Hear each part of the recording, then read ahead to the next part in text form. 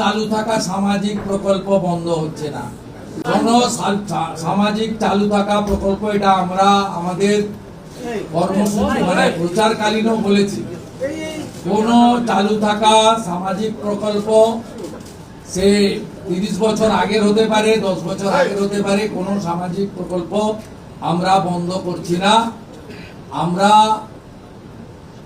Paperless অফিসও করব, আমরা সমস্ত পোর্টালগুলোকে আপডেটও করব এবং সমস্ত বেনিফিশিয়ারি ডিবিটির মাধ্যমে, যেটা নরেন্দ্র মোদীজির নেতৃত্বে দেশের সরকার করেছে, ডাইরেক্ট বেনিফিট ট্রান্সফারের মাধ্যমে হবে এবং সবটাই স্বচ্ছতার সঙ্গে হবে।